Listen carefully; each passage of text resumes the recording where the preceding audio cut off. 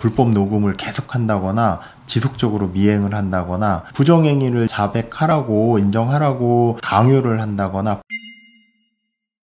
안녕하세요. 부부 변호사 김병조입니다. 오늘은 의처증 의부증으로 이혼 소송이 가능한지 알아보겠습니다.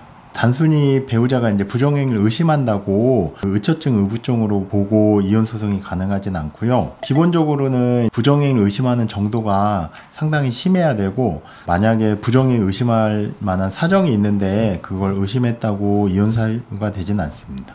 부정행위를 의심하는 정도가 심해야 되고, 어떤 부정행위를 의심할 만한 정황이나 사정이 없는데도 계속적으로 의심하면서 어떤 불법적으로 녹음을 한다거나 위치 추적기라든지 핸드폰에 어플을 설치한다든지 그런 식으로 계속해야 이혼 사유가 됩니다.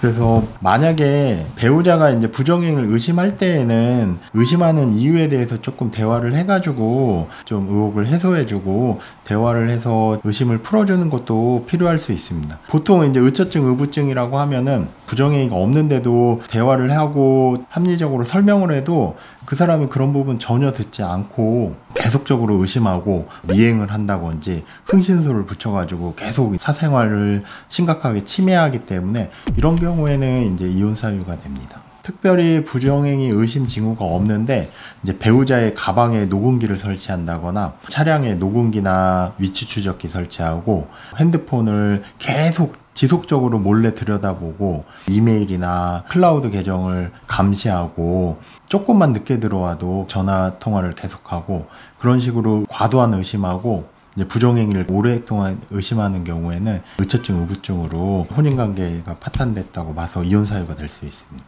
망상에 가까울 정도로 부정행위를 의심하는데 실제 어떤 부정행위에 대한 특별한 증거나 사실관계나 의심할 만한 사정이 없는데도 그렇게 의심을 계속하면 의처증이나 의부증으로 볼 수 있습니다. 부정행위를 원인으로 이혼소송을 제기하면 처음에 보통은 원고 쪽에서 이혼소송 증거를 모두 다 제출하진 않고 일부만 제출한 다음에 피고가 어떤 식으로 나오는지 이렇게 지켜보기도 합니다. 그때 피고 쪽에서 원고가 부정행위 증거가 좀 없다고 봐서 아무 이유 없이 부정행위를 의심한다고 의처증 의부증을 주장하는 경우도 있는데, 그때는 원고 쪽에서 추가적인 증거를 제출하면서 부정행위를 입증하는 사건도 있습니다. 그래서 만약에 부정행위가 입증이 되면 합리적인 의심이고 의처증 의부증이라고 보기는 어렵습니다. 배우자가 단순히 의심만 하고 전화를 조금 자주 한다거나 부정행위 의심하는 문자 정도 보냈다고 해서 바로 의처증이나 의부증으로 이혼 사유가 되진 않고요. 보통은 이런 불법적인 방법으로 불법 녹음을 계속한다거나 지속적으로 미행을 한다거나 부정행위를 자백하라고 인정하라고 강요를 한다거나 폭언이나 이런 폭행, 아니면 집에서 못 나가게 하면서 감금하거나 옷을 다 찢어버린다든지 불법적이나 이렇게 폭력적인 성향이 계속적으로 드러나고 본인 입장에서는 어떤 생명 신체의 위험까지 느낄 정도라고 하면 사진이라든지 폭언이나 폭행에 대한 녹음이나 진단서, 아니면 그때 당시에 경찰에 신고해서 신고 내역 등을 증거로 확보하시는 게 좋습니다. 이 정도까지 하면 의처증 의부증에 대한 증거로 사용할 수 있습니다.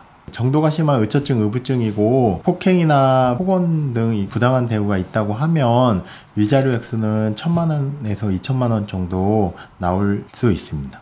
보통 의처증 의부증이라는 게 배우자의 부정행위를 의심만 하는 게 아니라 폭언도 하고 폭행도 하고 그렇게 배우자에 대한 부당한 대우가 있기 때문에 배우자에 대한 폭행, 부당한 대우로 위자료 액수는 1,000만원에서 2,000만원 정도 나옵니다.